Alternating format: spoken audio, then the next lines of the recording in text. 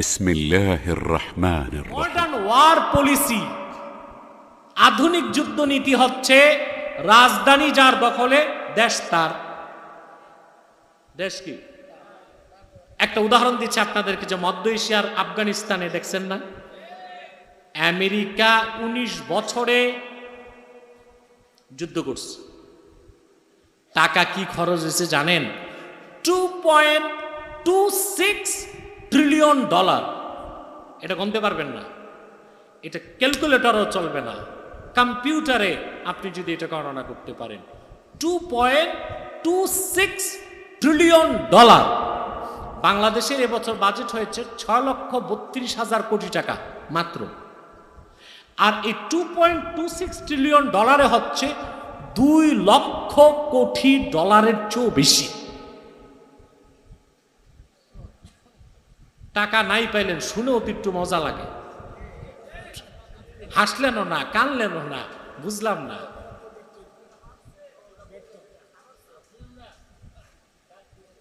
এই 2 লক্ষ কোটি টাকা খরচ করলো তারা, 19 বছর যুদ্ধ করলো। আল্লাহর কিছু বান্দা মাদ্রাসার থেকে বের হইছে, ওনাদের সালোয়ার আছে পুরনো কুর্তা, জুতাটা সবারই ছিঁড়া। এই লোকগুলো যখন কালেমার ঝান্ডা নিয়ে মাঠে নেমেছে, বিশ্বের তথাকথিত পরাশক্তি বাগরাম বিমান ঘাঁটি ছেড়ে পালাবার সুযোগ পায় না।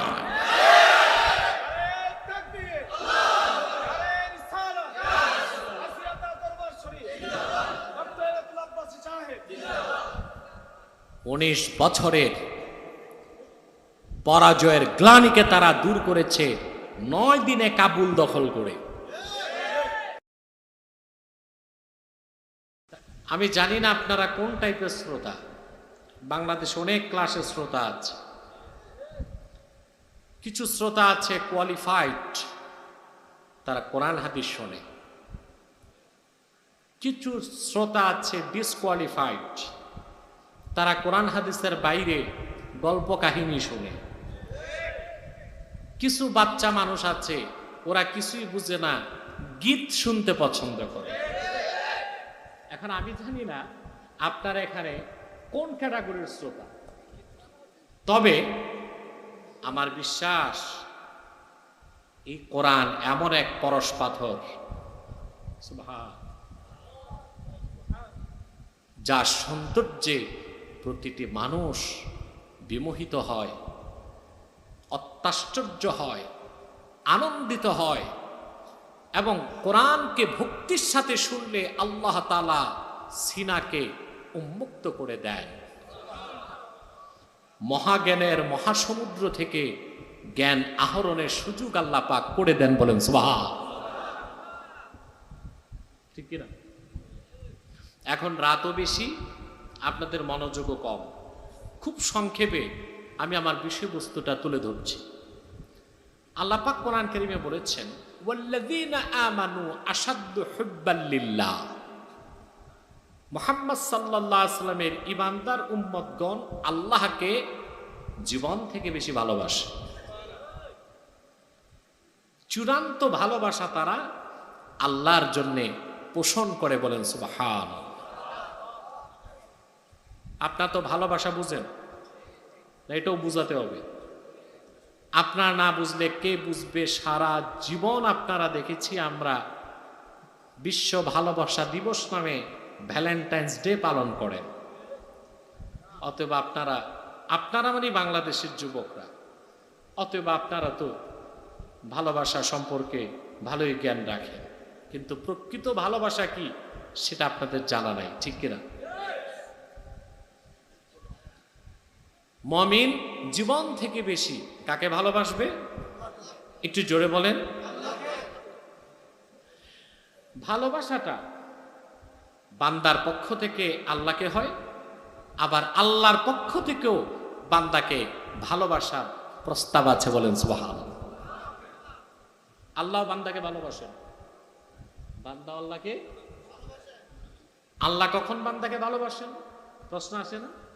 আল্লাহ পাক কোরআন কারীমে বলেছেন, ইন্নাল্লাযীনা আমানু ওয়া আমিলুস সালিহাতি সায়াজআলু লাহুমুর রাহমানু উদ্দা।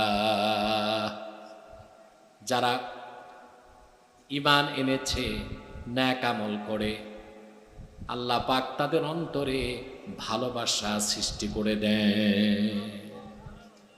এই ভালোবাসাটা আল্লাহর পক্ষ থেকে। কার পক্ষ থেকে? জোরে বলেন। আবার বান্দার পক্ষ থেকে ভালোবাসা হয় আল্লাহকে। কাকে?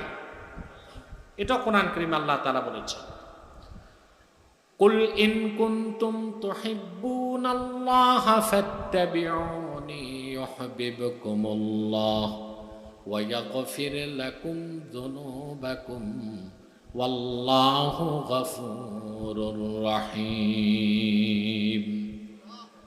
আল্লাহ রাব্বুল আলামিন বলেন, মুহাম্মদ সাল্লাল্লাহু আলাইহি ওয়াসাল্লাম, গোটা বিশ্ববাসীকে আপনি আমার পক্ষ থেকে মেসেজ দিয়ে দেন, ইন কুনতুম তুহিব্বুনাল্লাহ, যদি তোমরা আল্লাহকে ভালোবেসে থাকো, ফাত্তাবিউনি, আমি রাসূলের অনুসরণ করো। সুবহানাল্লাহ বলবেন না? ইউহিব্বুকুমুল্লাহ, স্বয়ং আল্লাহ ভালোবাসার চাদরে তোমাদেরকে আচ্ছন্ন করে নিবে। এই ভালোবাসাটা কার পক্ষ থেকে? আল্লাহর পক্ষ থেকে। আল্লাহ ভালোবাসেন কাকে? আমি সন্দেহে পড়ে গেছি, আপনারা কি কোরআন হাদিস শোনার শ্রোতা, না গীত শুনবেন আর মাথা নাড়বেন সেই শ্রোতা? আমি জানি না। একটু চোখ কান খুলে কথাগুলো শোনেন। তাহলে ভালোবাসাটা বান্দার পক্ষ থেকে আল্লাহকে হয়, আল্লাহর পক্ষ থেকে বান্দাকে হয়। এখন কোনটার দাম বেশি পরে বলবো। কোনটার দাম বেশি পরে বলবো। খেয়াল করতেছেন কথা? এখন বান্দার পক্ষ থেকে বান্দা যদি আল্লাহকে ভালোবাসতে চায়, একটি শর্ত আল্লাহ দিয়েছেন। কয়টি শর্ত? বিনা প্রশ্নে মুহাম্মদ সাল্লাল্লাহু আলাইহি সাল্লামের অনুসরণ করতে হবে। সুবহান। একেবারে বিনা শর্তে, বিনা প্রশ্নে আল্লাহর হাবিবের অনুসরণ করলেই আল্লাহ আপনাকে ভালোবাসবেন। কথা বুঝতেছেন? কে ভালোবাসবেন? আমার ভাইয়েরা, প্রশ্ন হলো, আল্লাহর হাবিবের অনুসরণ, এক কথায় বলে দিচ্ছি, মুহাম্মদ সাল্লাল্লাহু আলাইহি ওয়াসাল্লামের অনুসরণের বাইরে কোনো শরীয়ত নাই, তরিকত নাই, হাকিকত নাই, মারেফত নাই। আছে একটাই, তার নাম মাইরের পথ। কি শরিয়াত, কি তরিকত, কি হাকিকত, কি মারেফত, সব রাসূলুল্লাহর দ্বীনের মধ্যে। এর বাইরে শরীয়ত নাই, এর বাইরে তরিকত নাই, এর বাইরে হাকিকত নাই, এর বাইরে মারেফত। আমাদের দেশে আমি তো এসে চোখে দেখলাম মাসিয়াতা দরবার শরীফে কোরআন সুন্নাহ ভিত্তিক কাজ হচ্ছে। আলহামদুলিল্লাহ। এই ঐতিহ্যবাহী দরবারের নাম বহুবার শুনেছি আগে। এই দরবার শরীফের যারা পীর ছিলেন, তরিকত, তাসাউফ, মারেফাতের অত্যন্ত প্রাজ্ঞ ব্যক্তি ছিলেন তারা। আলহামদুলিল্লাহ। ঠিক কিনা? বাংলাদেশে এমন অনেক দরবার আছে যারা মারেফতের নামে ভণ্ডামি করে যাচ্ছে, শরীয়তের সাথে কোনো সম্পর্ক নেই। আচ্ছা বলেন, আমার মনে হয় মোবাইলগুলোকে ক্লোজ করে দেন আপনার, আমার মনোযোগ নষ্ট হয়ে যায়। আচ্ছা বলেন, শরীয়ত বাদ দিলে মারেফত পাওয়া যাবে? সেটা বলতে হবে। বিশ্ববরণ্য সাধক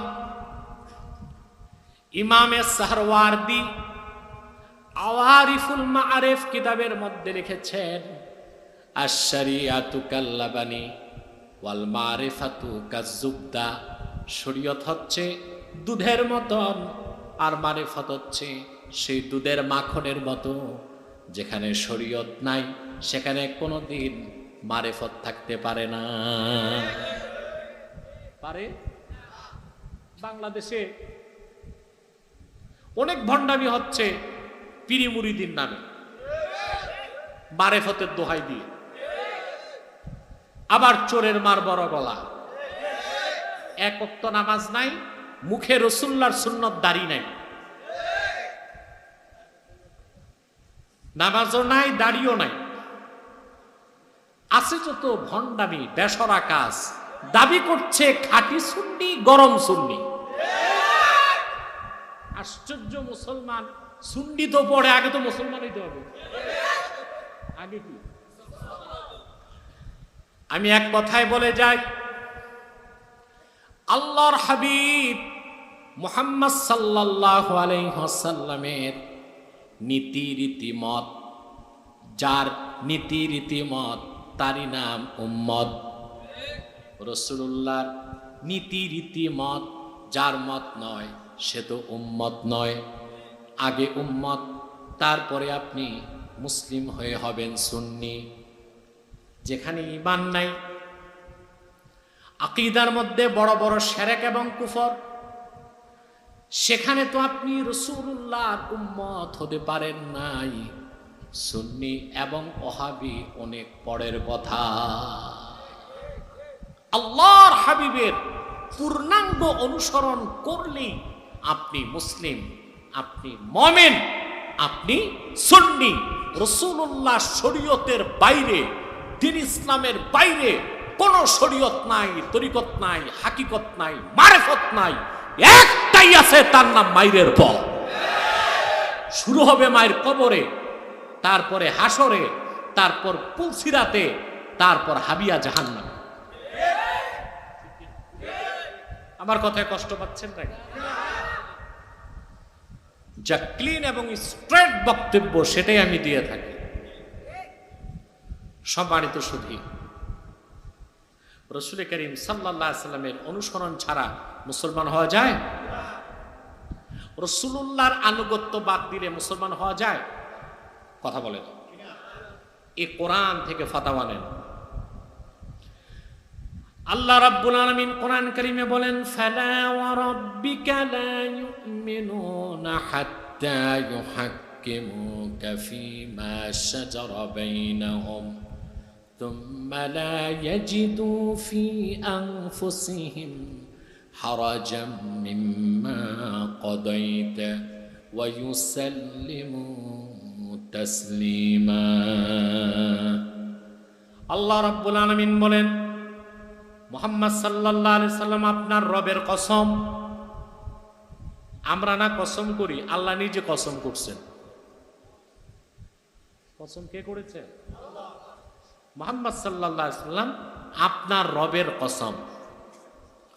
যতক্ষণ পর্যন্ত মানব জাতি তাদের সৃষ্ট বিরোধের ক্ষেত্রে আপনি মুহাম্মদ সাল্লাল্লাহু আলাইহি সাল্লামের সিদ্ধান্তকে মেনে না নিবে, আমি আল্লাহ কসম করে বলছি, তারা মুমিন হবে না, মুসলমান হবে না। আসেন, ভালোবাসা আল্লাহর পক্ষ থেকেও হয়, বান্দার পক্ষ থেকেও। বান্দার পক্ষ থেকে ভালোবাসা, যদি আল্লাহকে বান্দা ভালোবাসতে চায়, একটি শর্ত, আল্লাহর হাবিব মুহাম্মদ সাল্লাল্লাহু আলাইহি সাল্লামের অনুসরণ করতে হবে, ঠিক কিনা?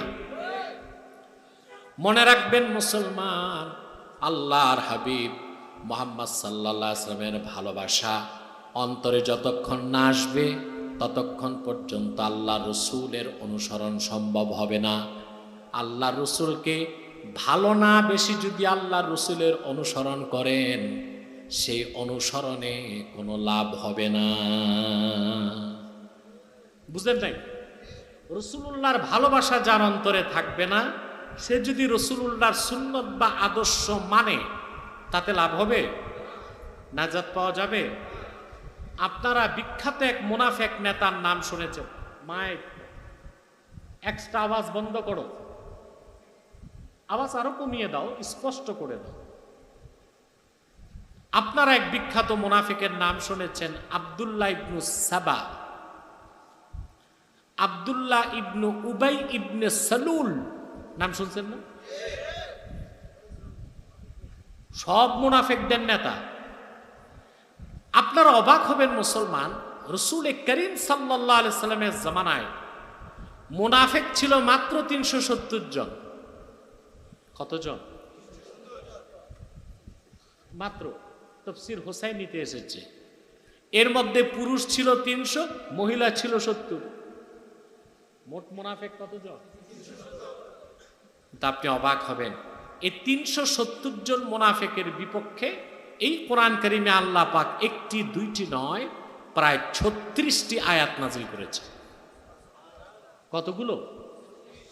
36টি আয়াত আল্লাহ তাআলা নাজিল করেছে। তার মানে বোঝা যায় উম্মতে মুসলিমার সবচেয়ে বড় শত্রু হবে মুনাফিকরা। কাফের, মুশরিক, নাস্তিক তারা ইসলামের শত্রু প্রকাশ্য, আর মুনাফিক হচ্ছে গোপন শত্রু। তার দ্বারা মুসলমানের ক্ষতির সম্ভাবনা অনেক। কিন্তু আপনি অবাক হবেন, মদিনা মুনাওয়ারাতে যে 370 জন মুনাফিক ছিল, তার মধ্যে 300 মুনাফিকই মসজিদ নববীতে নামাজ পড়ত। তাদের দাড়ি ছিল আমাদের চেয়ে বড়, লম্বা জুব্বা লাগাতো, পাগড়িও মাথায় থাকতো। নূর নবী সাল্লাল্লাহু আলাইহি ওয়াসাল্লামের পেছনে নামাজ পড়তো তারা। তারপরও আল্লাহ পাক তাদের নামাজ কবুল করেন নাই, বরং তাদেরকে আল্লাহ কাফের ঘোষণা করেছেন এবং তাদের জানাজার নামাজ পড়তে আপন রসুলকে আল্লাহ নিষেধ করেছেন। তাহলে রসুলুল্লাহর অনুসরণ না করে উম্মত হওয়া, সুন্নি হওয়া। তবে রসুলুল্লাহর মহব্বত অন্তরে না থেকে যদি অনুসরণ করেন তাতেও কোনো লাভ। আপনার একটা ফেরকার নাম শুনেছেন না, খারিজি? এই ফেরকাটা এখন আছে বাংলাদেশে? আপনারা চিনেন না খারিজি? মনে করেন কওমি মাদ্রাসায় পড়লে খারিজি না। খারিজি একটা ফেরকা, এদের নিউ ভার্সন হচ্ছে বর্তমান নামাজহাবীরা। এই যে খারিজি, এদের উৎপত্তি হযরত আলী রাদিয়াল্লাহু তাআলা আনহুর জামানায়। কোথায়? কুফাতে। ইরাকের কুফার কাছাকাছি একটি জায়গা আছে, তার নাম হারুরা। কি নাম? ওখানে এই খারিজদের উৎপত্তি, এবং তাদের সংখ্যা ছিল 12,000। তারা 5 ওয়াক্ত নামাজ পড়ত। খারিজিরা এত কঠোর ইবাদত আমল করে, আমরা কেউ যদি নামাজ না পড়ে তাকে কাফের বলি না, ফাসিক বলি। কিন্তু খারিজিদের মতে যে নামাজ পড়ে না সে মুসলমান না। এত মজবুত ভাবে তারা নামাজ পড়ে, কোরআন তেলাওয়াত করে, ওয়াজ করে, মাহফিল করে, তারপরও তারা কি? বাতিল ফেরকা। সহিহ বুখারীতে হাদিস এসেছে, রাসূল করিম সাল্লাল্লাহু আলাইহি ওয়াসাল্লাম ইরশাদ করেছেন, ইয়াখরুজু নাসুম মিন কিবালিল মাশরিক ইয়াকরাউনাল কুরআন ওয়া লা ইউজাউযু তারাকিয়াহুম। আরবের পূব দিক থেকে কিছু মানুষ বের হবে।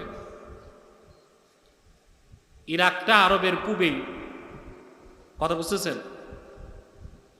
রাসূল করিম সাল্লাল্লাহু আলাইহি ওয়াসাল্লাম বলেছেন তারা কোরআন তেলাওয়াত করবে। কি করবে?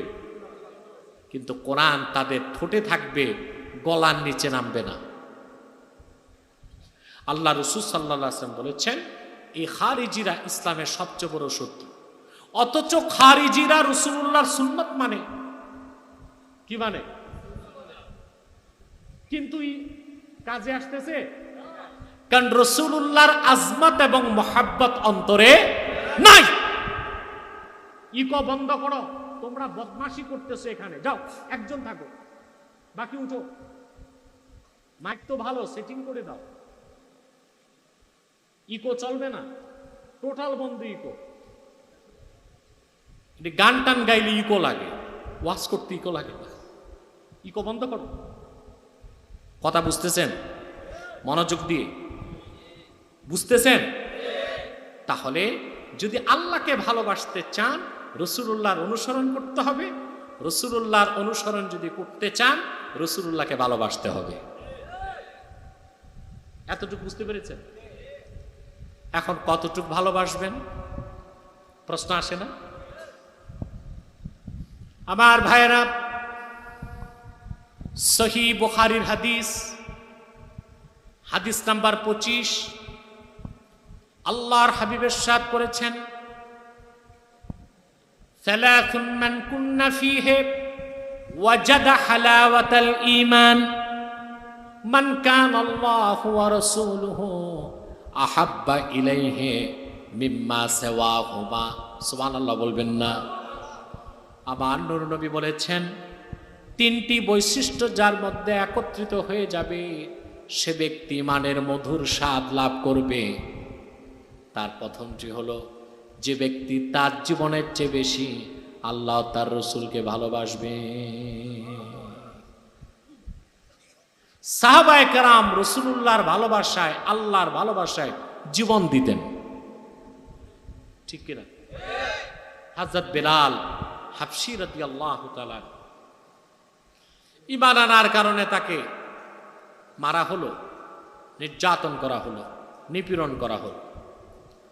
সিরাতের কিতাবগুলো সাক্ষী, হযরত বেলালের মনিব ছিল উমাইয়া, কাফেরদের মধ্যে অত্যন্ত নিষ্ঠুর উমাইয়া হযরত বেলালকে একদিন গলায় রশি বেঁধে পাহাড় থেকে টেনে হেঁচড়ে নিচে নামিয়েছে। সিরাতের কিতাব সাক্ষী, হযরত বেলালকে যখন পাহাড় থেকে নামানো হলো, বাবলা গাছের কাঁটা বিদ্ধ হয়ে তার শরীরের গোশতগুলো আলাদা হয়ে গেল। মরুভূমির মধ্যে তাকে রাখা হলো। প্রচন্ড সূর্যের তাপে মরুভূমির বালির কণা খইয়ের মতো ফুটতে লাগলো। হযরত বেলালকে উলঙ্গ করে শোয়ায় দেওয়া হলো, বুকের উপর একটা পাথর রাখা হলো, পিঠের নিচে আগুনের অঙ্গার রেখে দেওয়া হলো। তিনি বেহুশ হয়ে যান। হুশ যখন ফেরে, উমাইয়া ডাক দিয়ে বলে, রে বেলাল, তোমাকে আজাদ করে দেওয়া হবে, এক মুহূর্তের জন্য নির্যাতন করা হবে না, শুধুমাত্র মুহাম্মদ সাল্লাল্লাহু আলাইহি ওয়াসাল্লামের উপর থেকে ঈমানটা প্রত্যাহার করো।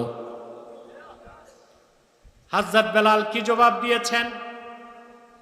আরবের কবি কাব্যের ভাষায় লেখেন, বেলাল তার মনিবকে জবাব দিয়েছে, শোনো আমার মনিব উমাইয়া, আমার 3.5 হাত দেহের মালিক তুমি, এই দেহটা কেটে টুকরা টুকরা করে দাও, আগুনে জ্বালিয়ে ভস্ম করে দাও, আমি তোমারে বাধা দিব না। লাকাল জিসমুল্লাতি মুল্লিকতা মিন্নি ওয়ালিল্লাহিস সারাইরু ওয়াল উকুল। রে উমাইয়া, আমার দেহের মালিক তুমি, কেটে টুকরা টুকরা করে দাও, আগুনে জ্বালিয়ে ভস্ম করে দাও, আমি কিছুই বলবো না। দেহের মালিক তুমি, মনের মালিক আমি, আমার দেহ তুমি টুকরা টুকরা করে দাও, আমি তোমাকে বাধা দিব না। কিন্তু হৃদয়ের গভীরে যেখানে আল্লাহ তার রসুলের ভালোবাসা রেখেছি, সেখানে তুমি হাত দেবার ক্ষমতা রাখো না। এই যে ঈমানের উপর মজবুতি ছিল, এটার মূল শক্তি ছিল আল্লাহ ও তার রসুলের আজমত এবং মোহাব্বত। আল্লাহ ও তার রসুলের আজমত এবং মোহাব্বত যদি ব্যক্তির অন্তর থেকে আল্লাহ তার রসুলের আজমত আর মোহাব্বত বের করে দেওয়া যায়, কোরআন সাক্ষী, ওই ব্যক্তি নামাজ পড়ুক, রোজা রাখুক, হজ করুক, যাকাত দেখ, দাড়ি আছে, টুপি আছে, জুব্বা আছে, কুর্তা আছে, জিকির আছে, ফিকির আছে, হাল আছে, ফাল আছে, সব আছে, সে নাজাত পাবে না। ঈমান নিয়ে তার মৃত্যু হবার কোনো সম্ভাবনা থাকে না।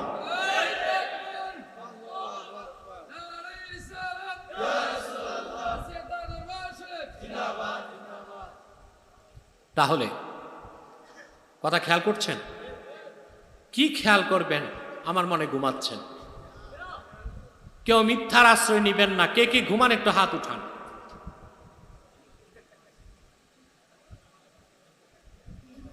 জিহ্বাটা দিয়ে দাও। তার মানে এই লোকগুলো সত্যিই বলছি ঘুমাচ্ছে, কিন্তু আমি বুঝি না ঘুমালে আবার হাত উঠছে কেমন। কথা খেয়াল করতেছেন? আল্লাহ বান্দাকে ভালোবাসে, বান্দা আল্লাহকে। এখন বান্দা আল্লাহকে যখন ভালোবাসবে, আল্লাহ ভালোবাসা কবুল করেন কি করেন না গ্যারেন্টি বান্দার কাছে নাই। কিন্তু আল্লাহ যদি ভালোবাসেন, সুবহানাল্লাহ বলবেন। আমরা কোনটা চাই? আল্লাহ আমাদের ভালোবাসুক এটা চাই। সুবহানাল্লাহ, সুবহানাল্লাহ। শর্ত কয়টা? ইত্তেবায়ে রাসূল, রাসূলুল্লাহর অনুসরণ করতে হবে। আর রাসূলুল্লাহর মহব্বত ছাড়া রাসূলুল্লাহর অনুসরণ হলেও সেটা আল্লাহ কবুল করবে না। এই জন্য ইহুদি চক্র মুসলিম রাষ্ট্রগুলোতে বিলিয়ন বিলিয়ন ডলার খরচ করছে শুধু মুসলমানদের ভিতর থেকে রাসূলুল্লাহর ভালোবাসা সরানো যায় কিনা, রাসূলুল্লাহর আজমতকে সরানো যায় কিনা। এই চক্রান্ত চলতেছে। বিভিন্ন ফেরকা নামাই দিছে, মাঠে কি নামাই দিছে?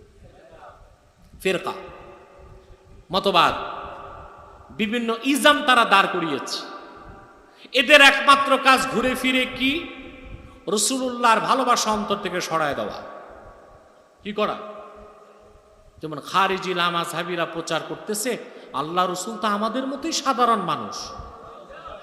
রাসূলুল্লাহ সাল্লাল্লাহু আলাইহি ওয়াসাল্লাম মানুষ, তবে যে বলবে আমাদের মতো সাধারণ মানুষ সে কাফের হয়ে যাবে। আপনি বলবেন কেন কাফের হবে? আল্লাহ তো কোরআনে বলেছেন, কুল ইন্নামা আনা বাশারুম মিসলুকুম। মুহাম্মদ সাল্লাল্লাহু আলাইহি সাল্লাম আপনি বলুন আমি তোমাদের মতো মানুষ। এই কথা কি আল্লাহ আমাদের বলতে বলছেন না রাসূলুল্লাহকে বলতে বলছেন? কাকে বলতে বলছেন? বুঝতেছেন কেন এটা বলতে বলেছেন? আল্লাহ বলেছেন আপনি বলুন আমি তোমাদের মতো মানুষ, কিন্তু আল্লাহ এটা বলেন নাই যে আপনি বলুন আমি তোমাদের মতো সাধারণ মানুষ। তো সাধারণ শব্দ কোথার থেকে আমদানি করছো? উদ্দেশ্য হচ্ছে মধুর সাথে বিষ মিশায়া আকীদা নষ্ট করে দাও। কি করে দাও? না, আল্লাহ রসুল মানুষ, তবে সাধারণ মানুষ বলা যাবে না। আল্লাহর রসুল সাল্লাল্লাহু আলাইহি সাল্লামের ব্যাপারে একটা কথাই চলে, লা ইউমকিনুস সানাউ কামা কানা হাক্কুহু বাদাজ খুদা বুজুর্গ আপহি কিসসা মুখতাসার। রাসূলুল্লাহর সম্মান মর্যাদা আরশ চুম্বি। রাসূলুল্লাহর মর্যাদার কথা বলে হক আদায় করা সম্ভব নয়। শেষ কথা একটাই, আপনি মুহাম্মদ সাল্লাল্লাহু আলাইহি সাল্লাম আল্লাহর পরই আপনার মর্যাদা, কথা শেষ। সাধারণ মানুষ বলা যাবে? আল্লাহ রাসূল সাল্লাল্লাহু আলাইহি সাল্লামের মাধ্যমে এই কথাটা আল্লাহ কেন বলালেন? খ্রিস্টানরা ঈসা নবীকে মর্যাদা দিতে দিতে আল্লাহর সাথে শিরক করছে। ঈসা নবীকে মর্যাদা দিতে দিতে দিতে দিতে সীমা লঙ্ঘন করছে। কি করছে? রাসূল করিম সাল্লাল্লাহু আলাইহি ওয়াসাল্লাম বলেছেন, লা তুতরুনি কামা আতরাতিন নাসারা ইবনে মারইয়াম ফাইন্নামা আনা আব্দুল্লাহি ওয়া রাসূলুহু। সাবধান সাহাবায়ে কেরাম, উম্মত, ঈসার সম্মান দিতে দিতে যেভাবে খ্রিস্টানরা বড় ধরনের শিরক করছে, আল্লাহর পুত্র বানাই দিয়েছে ঈসাকে, নাউজুবিল্লাহ বলে, তোমরা আমার ক্ষেত্রে এরকম শিরক করো না, আমি আল্লাহর বান্দা এবং রাসূল। মানুষ যেন রাসূল করিম সাল্লাল্লাহু আলাইহি ওয়াসাল্লামকে আল্লাহর অংশ মনে না করে, সেই জন্য আল্লাহ রাসূলের মাধ্যমে বলে দিয়েছেন আপনি বলুন আমি তোমাদের মতো মানুষ। এর মানে এই নয় আমি তোমাদের মতো সাধারণ মানুষ। আপনি চিন্তা করতে পারেন রাসূলুল্লাহর আজমত মর্যাদা কত বেশি, সুবহানাল্লাহ। তা তো বলার মতো কণ্ঠ নাই, লেখার মতো কলম নাই, চিন্তা করার মতো মস্তিষ্ক পৃথিবীর কোন মানুষকে আল্লাহ তাআলা দেন নাই। সুবহানাল্লাহ। রাসূল করিম সাল্লাল্লাহু আলাইহি ওয়াসাল্লামের সম্মান মর্যাদার কথা আমরা যে বলতে পারি, এটা তো আল্লাহর দেওয়া সৌভাগ্য, ঠিক কি না? উহুদ যুদ্ধে রাসূল করিম সাল্লাল্লাহু আলাইহি ওয়াসাল্লামের দুটো দাঁত মোবারক শহীদ হয়েছে। আল্লাহ রাসূল খুব কষ্ট পেয়েছেন, রক্ত ঝরেছে, কিন্তু হাত তুলে আল্লাহ রাসূল কি বললেন? আল্লাহুম্মা হদি কওমি ফাইন্নাহুম লা ইয়ালামুন। আল্লাহ, তুমি আমার জাতিকে হেদায়েত দান করো, তাদের জ্ঞান নাই। হাদিস সাক্ষী, উহুদ যুদ্ধের পরে সবচেয়ে বড় যুদ্ধ হয়েছে খন্দক, যে যুদ্ধকে আল্লাহ কোরআনে বলেছেন আহজাব। সেই খন্দক যুদ্ধে আব্দুর রব দানাপুরি আসাহুস সিয়ার কিতাবে লেখেন, আল্লাহর হাবিবের মাত্র একজন সাহাবী শহীদ হয়েছেন। একরকম কম রক্তপাতে আল্লাহ রাসূলুল্লাহকে মহাবিজয় দান করেছেন। সুবহানাল্লাহ বলবেন না? কিন্তু কাফেরদের সাথে যুদ্ধ করার সময় যুদ্ধের তীব্রতার কারণে আল্লাহর হাবিব ও সাহাবায়ে কেরামের আসর নামাজটা ছুটে গিয়েছিল। মাগরিবের পরে আল্লাহ রাসূল মাগরিবের আগে আসর কাজা করেছেন, তারপর মাগরিব আদা পড়েছেন। আসরের নামাজ ছুটে যাওয়ার কারণে নূর নবী বরদাস্ত করতে পারলেন না। তিনি হাত তুলে কাফেরদের বদদোয়া করলেন, আল্লাহুম্মা ইমলা বুতুনাহুম ওয়া সুদুরাহুম নারা। আয় আল্লাহ তাআলা, যে কাফেরদের কারণে আসর নামাজ ছুটে গেল, তাদের পেট আর তাদের কবরকে জাহান্নামের আগুন দিয়ে ভরে দাও। চিন্তা করেন তো মুসলমান, উহুদ যুদ্ধে রাসূলুল্লাহর দাঁত শহীদ হয়েছে, বদদোয়া করলেন না। খন্দকে 2 রাকাত নামাজ ছুটেছে, আল্লাহ রাসূল বদদোয়া করলেন। তার কারণ কি? কারণ হচ্ছে উহুদে রাসূলুল্লাহর দাঁত শহীদ হয়েছে, সেটা ছিল নিজের হক, তিনি মাফ করেছেন। কিন্তু খন্দকে নামাজ ছুটেছে, সেটা কার হক? জোরে বলেন। আকাশ বাতাস প্রকম্পিত করে বলেন, নামাজ কার হক? জোরে বলেন, কার হক? হুজুর তা মাফ করেন নাই, বদদোয়া করছেন। আল্লাহ, কাফেরদের সিনাগুলো আর কবরগুলো জাহান্নামের আগুন দিয়ে ভরে দাও।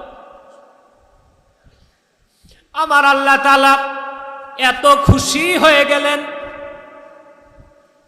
খন্দক যুদ্ধে মাগরিবের পরে জিবরিল চলে আসলেন, হাদিসে কুদসি নাজিল হয়ে গেল।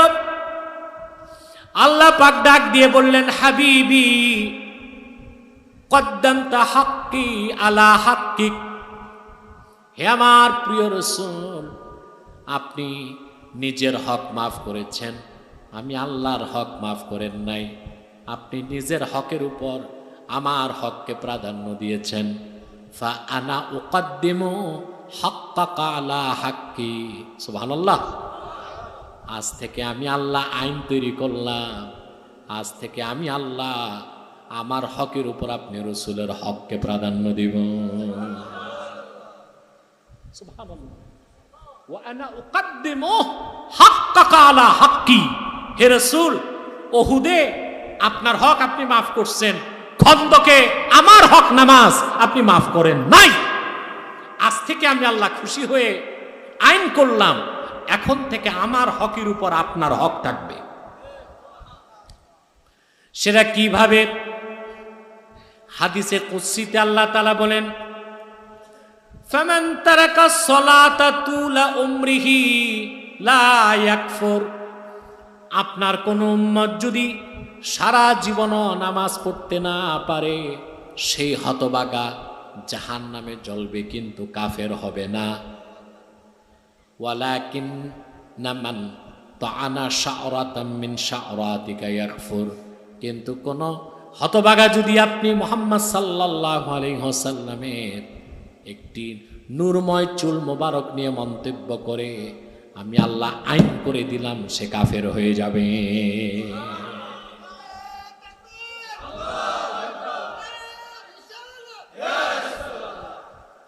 কি বুঝলেন মুসলমান?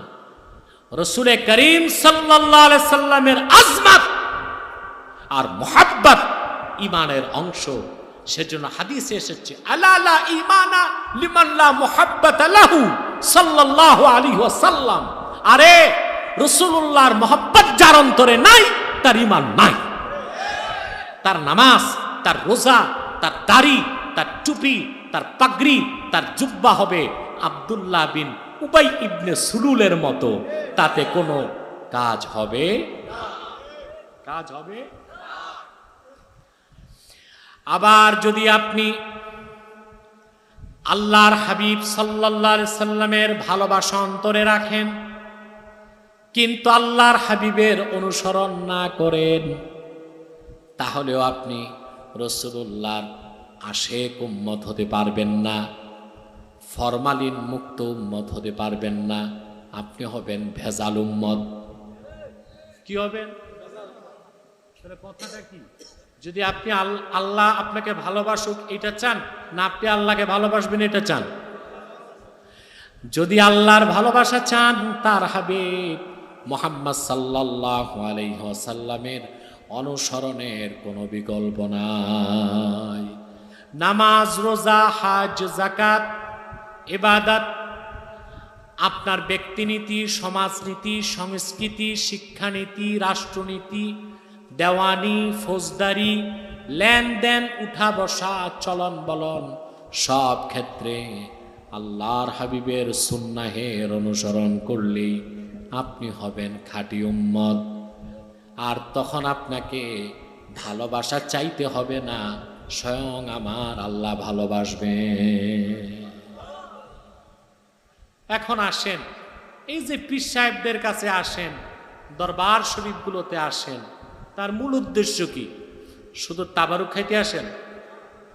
শুধু দোয়া নিতে আসেন, না দাওয়াও নিতে আসেন? কথা বলেন। শুধু দোয়াতে হবে না দাওয়া লাগবে? কথা বলেন। দোয়ার সাথে দাওয়া লাগবে। এখন পীর সাহেবগণ কি দাওয়া দেয় আপনাদের? জ্বরের ওষুধ, ক্যান্সারের ওষুধ, কথা বলেন, মাথা ব্যথার ওষুধ।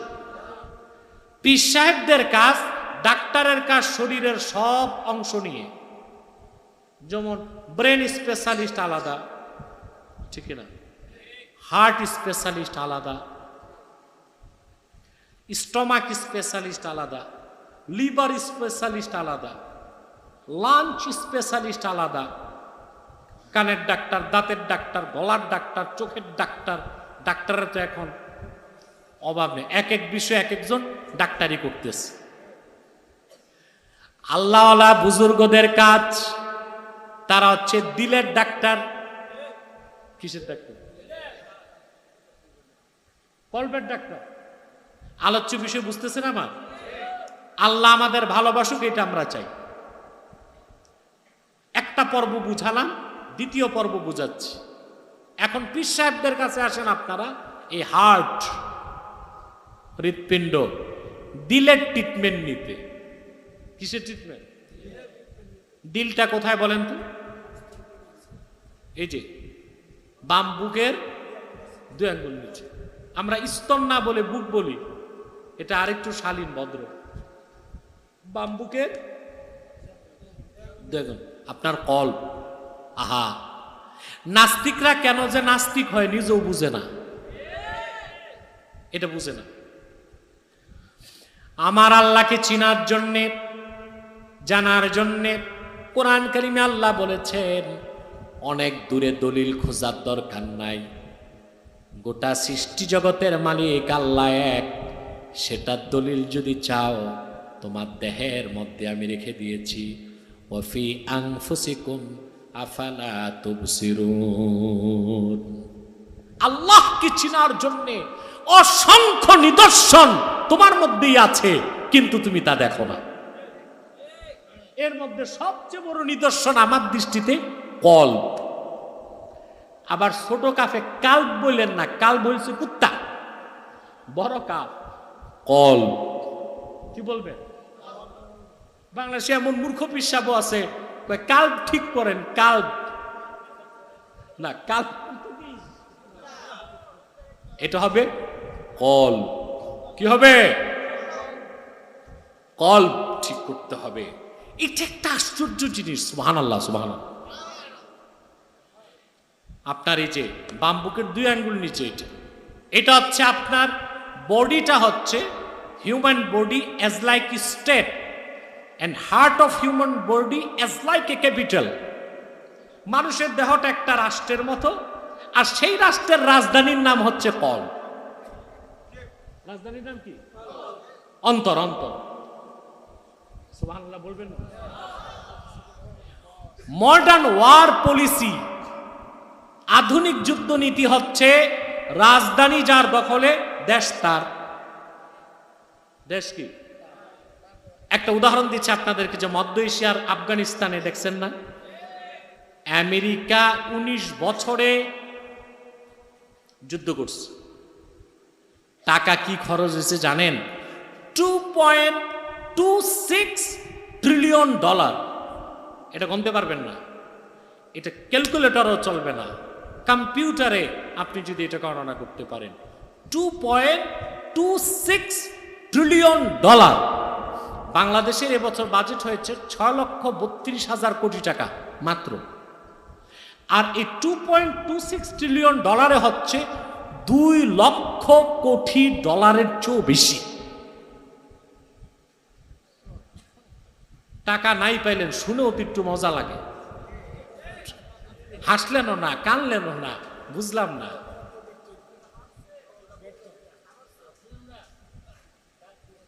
এই 2 লক্ষ কোটি টাকা খরচ করলো তারা, 19 বছর যুদ্ধ করলো। আল্লাহর কিছু বান্দা মাদ্রাসার থেকে বের হইছে, ওনাদের সালোয়ার আছে পুরনো কুর্তা, জুতাটা সবারই ছিঁড়া। এই লোকগুলো যখন কালেমার ঝান্ডা নিয়ে মাঠে নেমেছে, বিশ্বের তথাকথিত পরাশক্তি বাগরাম বিমান ঘাঁটি ছেড়ে পালাবার সুযোগ পায় না।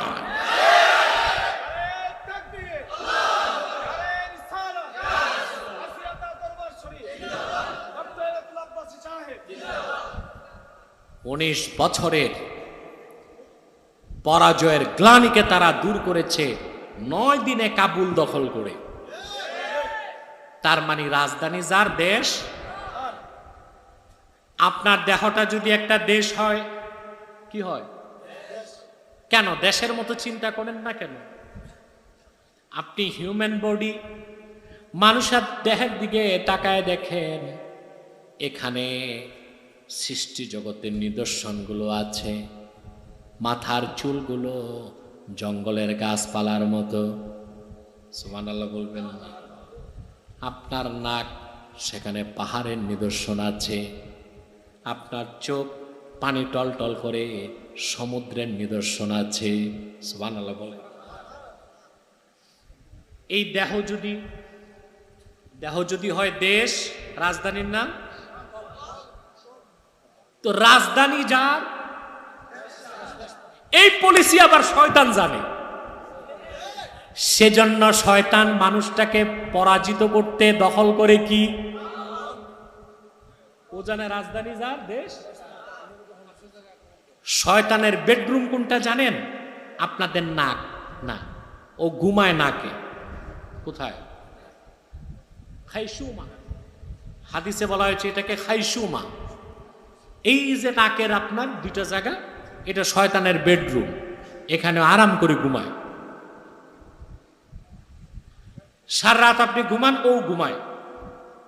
ফজর নামাজে ওযু করতে যখন নাকে পানি দেন, শয়তানের ঘুম তো হারাম হয়ে যায়।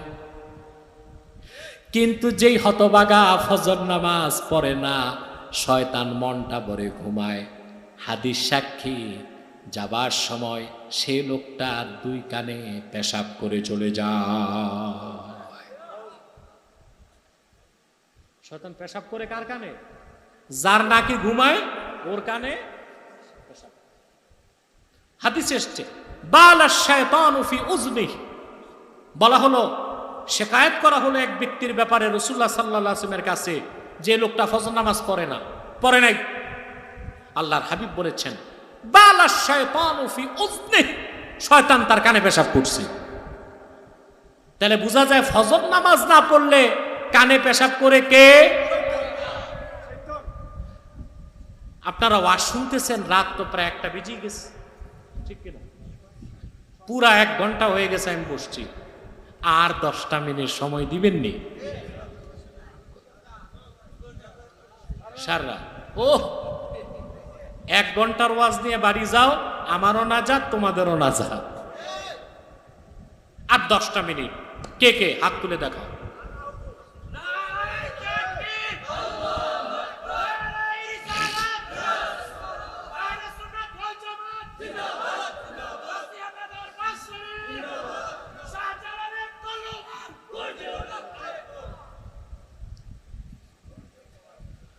আহা, গর্জে উঠবে কেমনে? আমাদের কাছে যা নামাজ আছে, তসবিহ আছে, তলোয়ার তো নাই, ঠিক কিনা?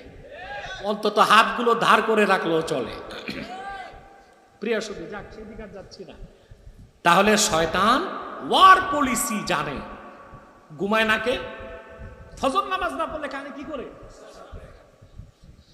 তোমরা সারা রাত ওয়াজ শুনতে চাও, কিন্তু আমি যদি এখন দাঁড় করাই, দেখা যাবে অনেকে এমন লোক আছে এখানে শ্রোতা, আজকের ফজর নামাজ পড়ে নাই, জোহর পড়ে নাই, আসর পড়ে নাই, মাগরিব পড়ে নাই, এশাও পড়ে নাই, মজবুত নিয়ত আগামীকাল ফজরও পড়বে না, তবে তাবারুক খাবে। ঠিক, সাধারণ মানুষের কথা কি বলবো? বাংলাদেশে এখন কমার্শিয়াল বক্তা বেড়ে গেছে। 1 রাতে 3 মাহফিল করে বক্তার, অধিকাংশ বক্তা। আমি এই কাজটি কখনো করি না। আমি বেশি জরুরি হলে দিনে 1টা করি, রাতে 1টা করি। এবং আপনারা জানেন মুহাম্মদ সাল্লাল্লাহু আলাইহি ওয়াসাল্লামের জুতা মুবারকের সদকায় 14 সাল থেকে বাংলাদেশে আমি ব্যাপকভাবে দিনে মাহফিল শুরু করেছি। এখন আমাদের দেখা দেখি অনেক পীর বা বক্তারাও শুরু করছে। এবার লোক ভাড়া করে নেক আর এমনি নেক।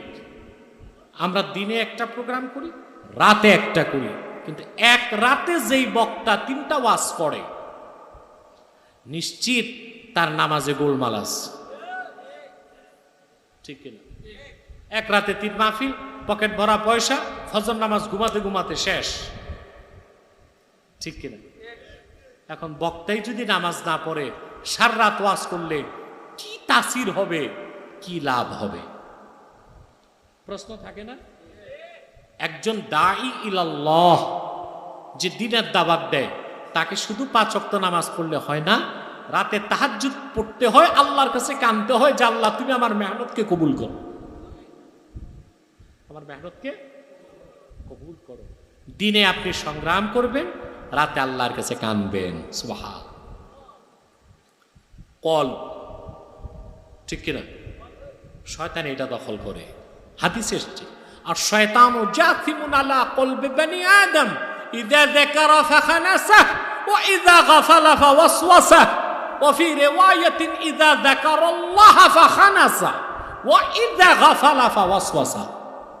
শয়তান শক্ত আসন নিয়ে মানুষের অন্তরে বসে ওয়াসওয়াসা দেয়। মানুষ যখন আল্লাহর জিকির করে সে পালিয়ে যায়, যখন আল্লাহর জিকির বাদ দেয় শয়তান মজবুত ভাবে বান্দাকে ধরে ফেলে। তাহলে মূল কি? আপনার রাজধানী কি? জোরে বলেন। এটা কত আশ্চর্য জিনিস জানেন? এই যে আপনার অন্তর বা কল, এটা 4টা অংশ। কয়টা? ডান অলিন্দ, বাম অলিন্দ, ডান প্রকোষ্ঠ, বাম প্রকোষ্ঠ। এটার কাজ হচ্ছে সমস্ত শরীরকে রক্ত অক্সিনাইজড, অক্সিজেনকে মিশায় ফুসফুস রক্তের সাথে। অক্সিজেন মিশ্রিত রক্ত সারা দেহে পৌঁছে দেয় কল, আর রক্তের যে দূষিত অংশ কার্বন ডাই অক্সাইড, এটা ফুসফুসের মাধ্যমে আলাদা করে বের করে দেয় কল। এই মেন কাজটা করে কে? সুবহানাল্লাহ। একটা দেহ কেন সচল বা চলে তার কারণ খুঁজে পাবেন। মাথা কেন কাজ করে? ওখানে রক্ত যায়। চক্ষু কেন কাজ করে? রক্ত আছে। কান কেন কাজ করে? রক্ত যায়। মুখে কেন কথা বলেন? জিহ্বায় রক্ত আছে। পাকস্থলী কেন কাজ করে? রক্ত আছে। লিভার নিজে রক্ত পয়দা করে, সে কাজ করে কেন? রক্ত আছে। অর্থাৎ হৃৎপিণ্ড সারা দেহে শক্তি, এনার্জি জেনারেট করে, সবকিছু চলতেছে। প্রশ্ন হলো হৃৎপিণ্ড চলে কেমন করে? মেডিকেল সায়েন্স এটা এখনো খুঁজে পায় নাই। তারা বলেছে হৃৎপিণ্ড যেটা, এটা দুইটা কাজ করে, সিস্টোলিক সিস্টেম, ডায়াস্টোলিক সিস্টেম, সম্প্রসারণ সংকোচন। এটা এভাবে সম্প্রসারণ যখন হয় রক্তগুলো টানে, সারা দেহে পৌঁছে দেয়। সংকোচন যখন হয় রক্তগুলোকে সে টেনে আনে, সম্প্রসারণে রক্তগুলোকে ছেড়ে দেয়। বিজ্ঞান অবাক হয়েছে, সারা দেহ চালাচ্ছে হৃৎপিণ্ড, কিন্তু কোনো চার্জার নাই, কোনো ব্যাটারি নাই। মায়ের পেটে 4 মাস বয়সের আগ থেকে হৃৎপিণ্ড তার কাজ চালু করে, শেষ নিঃশ্বাস ত্যাগের আগ পর্যন্ত গোশতের টুকরাটা নড়াচড়া করে। কোন শক্তির কারণে? বিজ্ঞানের কাছে তার জবাব নাই। হৃৎপিণ্ড কাজ করছে। বিজ্ঞান এটার নাম দিয়েছে, হৃৎপিণ্ডর যে গোশত অনৈচ্ছিক পেশি। দেহে গোশত 2 প্রকার, একটা ঐচ্ছিক পেশি, আরেকটা আপনি ঠোঁট নাড়তেছেন আপনার ইচ্ছায়, এটা ঐচ্ছিক পেশি। হাত নাড়তেছেন কার ইচ্ছায়? কিন্তু হৃৎপিণ্ড যে সিস্টল অ্যান্ড ডায়াস্টল, সম্প্রসারণ সংকোচন করছে, এটার উপর আপনার কোনো হাত নাই। বিজ্ঞান বলতেছে এটা নিজে নিজে চলে, এটা অনৈচ্ছিক পেশি। আমি বলি অনিচ্ছায় কিছু হয় না, কারো না কারো ইচ্ছা লাগে। যার ইচ্ছায় হৃৎপিণ্ড চলে তোমার, তিনি আমার আল্লাহ। বিজ্ঞান তো তার জবাব পায় নাই, পেয়েছে? বলে এটা নিজে নিজে চলে। নিউটনের 3টা বিখ্যাত সূত্র, তার একটা সূত্র হচ্ছে কোন জিনিস যদি স্থির থাকে, বল প্রয়োগ না করা হয়, ওটা চিরকালই স্থিরই থাকবে। আর কোন জিনিস যদি চলতে থাকে, বল প্রয়োগ যদি না হয়, সেটা চলতেই থাকবে। অনিচ্ছায় কিছু হয়? ফোর্স ছাড়া কিছু হয়? এই যে হৃৎপিণ্ড চলছে, কি হয়? কেন? আল্লাহ কোরআন কারীম বলেছেন, ওয়াসআলুনাকা আনির রূহ কুলির রূহু মিন আমরি রাব্বি ওয়া মা উতীতুম মিনাল ইলমি ইল্লা কলিলা। মুহাম্মদ সাল্লাল্লাহু আলাইহি ওয়াসাল্লাম, ওরা আপনাকে প্রশ্ন করে রূহের ব্যাপারে, আপনি বলুন রূহ হলো আমার রবের হুকুম। তাহলে সমস্ত শরীর চালাচ্ছে হৃৎপিণ্ড, হৃৎপিণ্ড চলে কার হুকুমে? আপনার দেহে যত অর্গান আছে এগুলোর আওয়াজ পাওয়া যায় না। কারো মাথায় যদি কান লাগান আওয়াজ পাবেন? কথা বলে না। কানে আওয়াজ, কান কিভাবে কাজ করে আওয়াজ পাবেন? কিন্তু বুকে কান লাগায় দেখেন হৃৎপিণ্ডের একটা আওয়াজ হয়, সিস্টোলিক আওয়াজ একটা, ডায়াস্টোলিক আওয়াজ। তা আমরা শুনি কি আওয়াজটা? বলে ধিক ধিক। বিজ্ঞান একটা নাম দিছে, এটার কি আওয়াজ হয় তারা যন্ত্র লাগায় পাইছে, এটার নাম দিছে লাভ ডাব। কি নাম? আমি বলি না, বিজ্ঞান একটু ভুল শুনছে, ওদের কাছে তো কোরআনের ইলম নাই। লাভ ডাব বলে না, হৃৎপিণ্ড আওয়াজ করে বলে রব রব রব। কার নাম নেই? মেডিকেল সায়েন্স বলতেছি কি লাভ ডাব। সিস্টোলিক অ্যান্ড ডায়াস্টোলিক যে কাজটা হৃৎপিণ্ড করছে, আওয়াজটা আমরা শুনি ধিক ধিক, ঠিক কিনা? বিজ্ঞান বলতেছে লাভ ডাব, আমি বলি বলে রাব রাব। কি বলে? এখন আসেন, এই যে আপনার হৃৎপিণ্ড, এটা 4 প্রকার। কয় প্রকার? ভালো করে বুঝেন। কয় প্রকার বলে দিব? তাহলে আপনারা বুঝতে পারবেন আপনারা কোন স্তরের মানুষ। বলবো? একেবারে 2-3 মিনিটে বলে দিচ্ছি। প্রথম কল্ব হচ্ছে কলবুন কলবুন আজরাত, সুবহান, আজরাত আসফা আতহার, একটা পবিত্র হৃদয়, যে অন্তরটা আলোকিত অন্তর এবং তার থেকে সর্বক্ষণ নূর বের হয়। এই কল্পটা হলো মুমিনের কল্প। কার কল্প? এই কল্পের কথা আল্লাহ পাক কোরআন কারীমে বলেছেন, কলবুম কলবুম মাগলুফ, পর্দায় আচ্ছন্ন কল্প। এটা হচ্ছে কাফেরের অন্তর। এই অন্তরে কখনো নূর ঢুকে না, আর যেহেতু নূর ঢুকে না, নূর থাকার প্রশ্নই। 3 নাম্বার হচ্ছে কলবুন মানকুস, এটা মুনাফিকের অন্তর, যার মুখে ইসলাম আছে ভিতরে ইসলাম। 4 নাম্বার হচ্ছে কলবুন মুসাফফা, এই চতুর্থ প্রকার কল্প আমাদের অধিকাংশ মুসলমানের। কলবুন, এটার ব্যাপারে মুফাসসির দেখেন, ফিহে ঈমানু ওয়া নিফাক, এই রকম কল্প যাদের আছে তাদের অন্তরে ঈমানও আছে, মুনাফিকিও আছে। তাদের কাছে নামাজও ভালো লাগে, ওয়াজও ভালো লাগে, আবার ডিজে পার্টিও ভালো লাগে। কি ভালো লাগে? ওয়াজ মাহফিলও ভালো লাগে, গান বাদ্যও ভালো লাগে। আছে বাংলাদেশে এরকম লোক? কথা বলে না। আউলিয়া কেরামের সাথে সম্পর্ক আছে, পীর মাশায়েখের কাছে দৌড়ায়, আবার বড় বড় সুদখোর ঘুষখোর অত্যাচারী তাগুতের কাছেও দৌড়ায়। আছে এটা। এই কল্প যাদের, তাদের অন্তরে ঈমানও আছে, যেন ভালো কাজও ভালো লাগে, খারাপ কাজও, কারণ মুনাফিকই আছে। উদাহরণটা মুহাদ্দিসগণ এইভাবে দিয়েছেন, ফামাসালুল ঈমান কাল বাকলা ইয়ামুদ্দুহাল মাউত তাইয়্যিব, এই রকম অন্তরে যে ঈমান আছে ওটা সবুজ শাকসবজির মতো, পানি পেলেই বড় হয়। ওয়াল নিফাক কাল কুরহে ইয়ামুদ্দুহাল কাইহু, আর তাদের অন্তরে যে মুনাফিকি আছে এটা হচ্ছে দূষিত রক্তের মতো। দূষিত রক্ত ঘাকে বাড়ায় দেয়, ওটা ঘায়ের মতো। কিসের মতো?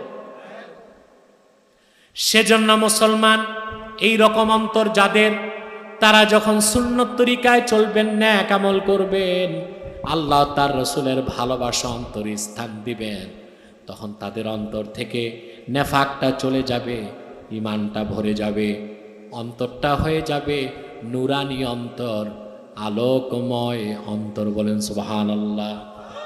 সেই অসুস্থ অন্তরের ট্রিটমেন্টের জন্য হক্কানি সহি আকীদার আল্লাহওয়ালা পীর মাশায়েখরা হচ্ছেন ডাক্তার। তাদের কাছে যখন যাবেন, আপনার অন্তরের রোগগুলোকে সারাবার জন্য সুন্নত তরিকায় চলার আদেশ তারা করবেন, এবং নেক আমলের মাধ্যমে আপনাদের অন্তরে আল্লাহ তার রসুল মুহাম্মদ সাল্লাল্লাহু আলাইহি ওয়াসাল্লামের ভালোবাসা তৈরি করে দিবে। তখন আপনি সুন্নতের বাইরে আর চলতে পারবেন না, শরীয়তের বাইরে যেতে পারবেন না, তখন আল্লাহ আপনাকে ভালোবাসা শুরু করে দিবেন। ওয়াল্লাযীনা আমানু আশাদ্দু হুব্বাল লিল্লাহ। আমরা কি তা বুঝতে পারলাম? কথাগুলো অনুভব করতে পারলাম? আমি আশা করি আপনাদের যিনি মরহুম আধ্যাত্মিক রাহবার পীর সাহেব ছিলেন আল্লামা শাহ সুফি সৈয়দ ওমর ফারুক রাহমাতুল্লাহি আলাইহি, আমি শুনেছি তিনি একজন শরীয়তপন্থী, তরিকতে প্রচণ্ড অভিজ্ঞতা সম্পন্ন হক্কানি পীর ছিলেন। আজকে তার আওলাদরা তার কাজগুলো করে যাচ্ছে। বিশেষ করে তার দায়িত্বে শাহ সৈয়দ জাবের আহমদ আছেন, তার বড় ভাই শাহ সৈয়দ জুবায়ের আহমদও আছেন তরিকতের কাজে। আল্লাহ পাক যেন কবুল করেন, তাদেরকে মঞ্জুর করেন। বলুন আল্লাহুম্মা আমিন। জি বলেন আল্লাহুম্মা আমিন। আমি শুনেছি এই দরবার শরীফের যিনি মুরব্বী ছিলেন সৈয়দ ইয়াকুব আলী রহমতুল্লাহ, 116 বছর আগে এই এলাকার মানুষকে আহলুস সুন্নাহ জামাতের খাঁটি কর্মী বানাবার জন্যে পবিত্র ঈদে মিলাদুন নবী সাল্লাল্লাহু আলাইহি ওয়াসাল্লাম মাহফিল করে এসেছেন। এটা এক আলহামদুলিল্লাহ এই মুতাবাররাক নেক আমল ঈদে মিলাদুন নবী সাল্লাল্লাহু আলাইহি ওয়াসাল্লামের মাহফিল প্রতি বছর এই ময়দানে হয় এবং 116তম এবার হবে। আপনারা এই মহতি মাহফিলে উপস্থিত হয়ে দোজাহানের কামিয়াবি হাসিল করবেন এই প্রত্যাশা আমার। আল্লাহুম্মা সাল্লি ওয়া সাল্লিম ওয়া তারাহহাম আলা সাইয়্যিদিনা মুহাম্মাদিন নূরিল্লাহ ওয়া আলা আলিহি ওয়া সাহবিহি।